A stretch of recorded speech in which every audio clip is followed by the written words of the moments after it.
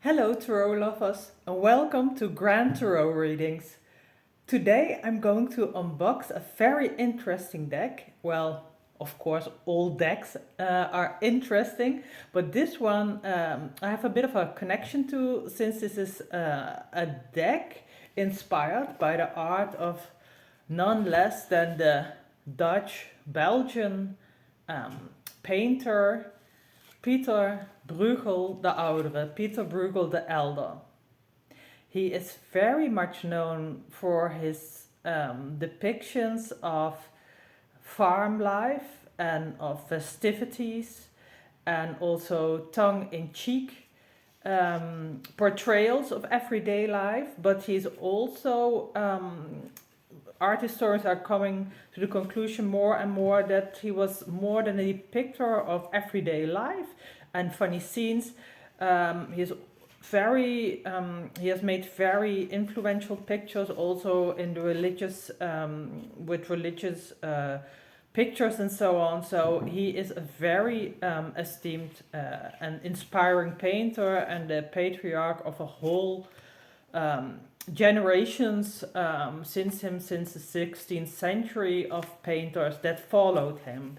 So he is he is very inspirational. Interestingly, it's again Lo Scarabeo. I once showed you a deck of Hieronymus Bos, Jeroen Bos, and he was also a Dutch painter. And that was also published by Lo Scarabeo. So interestingly, they are of course a huge Italian publishing house of cards, tarot cards.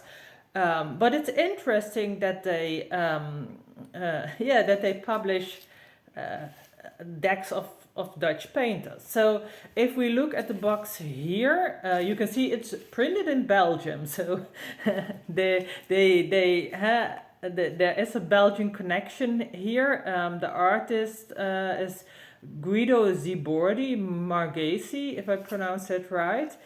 And if you look at the outside, you can see that the box is a bit damaged, and that has to do with the fact that the cards, and that's in some cases with some editions of Lo Scarabeo, that's the case. The cards are actually too little for the box. So if you put it somewhere or people send it to you or something and there's something heavy on it and it's not well protected, then you can see that the box will crack. Well, okay, nevertheless, this is a pristine deck. Here we have this interesting little booklet. I flipped through it once and it isn't all that bad, I must say. First of all, I thought, oh my god, this is really nothing, but it's actually it's interesting as a little introduction into tarot.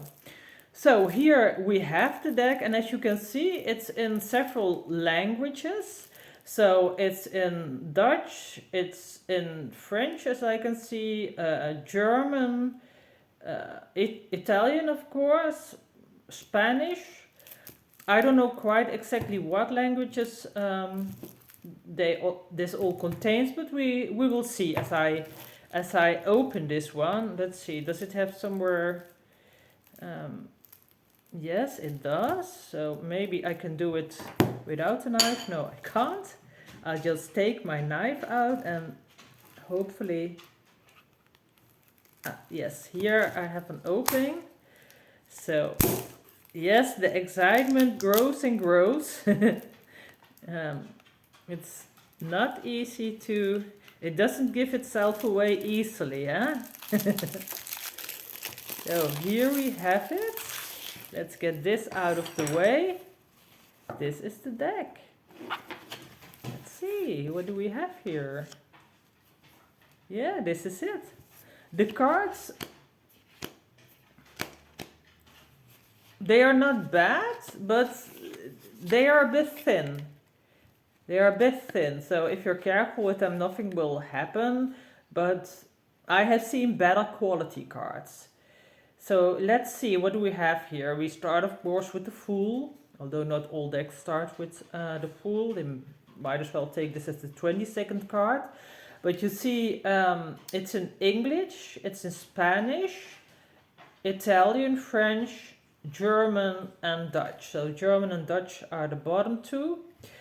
Um, and it's interesting, what I like about it is that, and I see that also on the next card, is that the person, oh, it's already falling here, that the person is because of the vibrant colors, is very much highlighted, and the background is less exposed because that's more in brown grayish tones. The downside of this is that it of course makes the background a bit flat, a little less three-dimensional, but it puts the person, the center of the cards in the forefront. And you see this here especially well with Magician.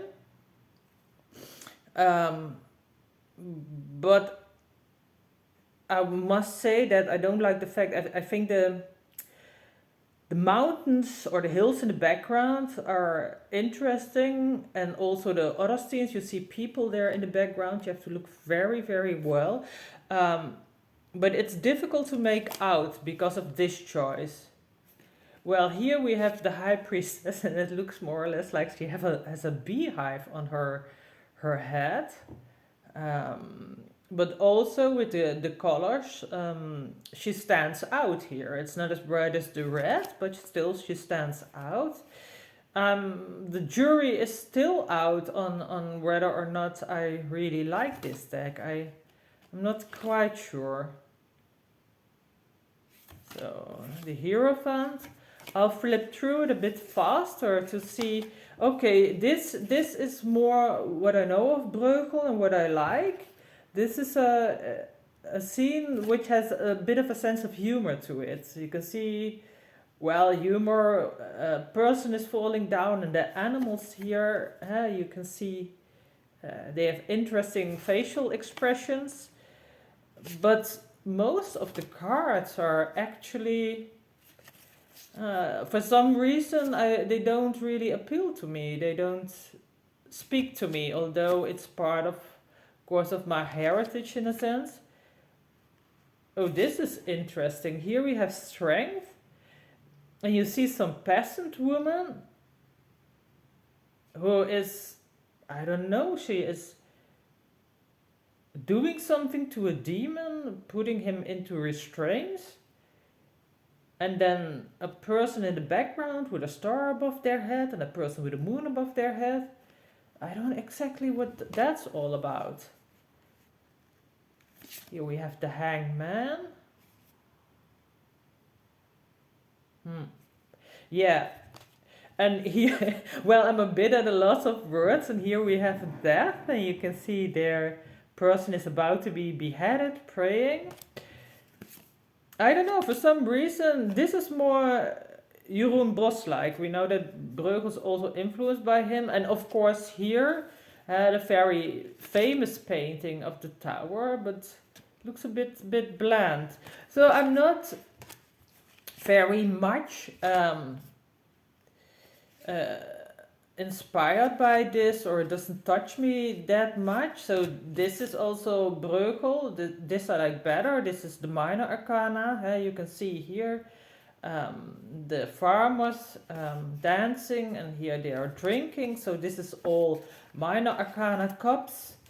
And here you see also contemporary scenes of everyday life. As I said, Bruegel was famous for that, and here are also more everyday life scenes. Usually I like the majors better than the lesser arcana, but if I look at this, I must say that I have a preference here for the minor arcana, also because of the colors that are vibrant in the background, so they speak more to me.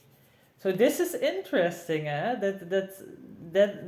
I didn't expect. I thought a bit loveless, or no idea, it didn't speak to me. But here you see very vibrant colors, the 9 of Pentacles with a lot of details, and here we have the Wands, the Knight of Wands, for instance, or the 6 of Wands, and this is so, excuse me, oh, I should hold it like this, so the Six of Wands, and you see more everyday life. So yeah, here as well, the Swords. Well, I'll leave you with that to contemplate about that. I definitely will. That I like the minors better than the majors in this deck. So hope you liked the video and hope to see you next time. Thank you and blessings. Bye bye.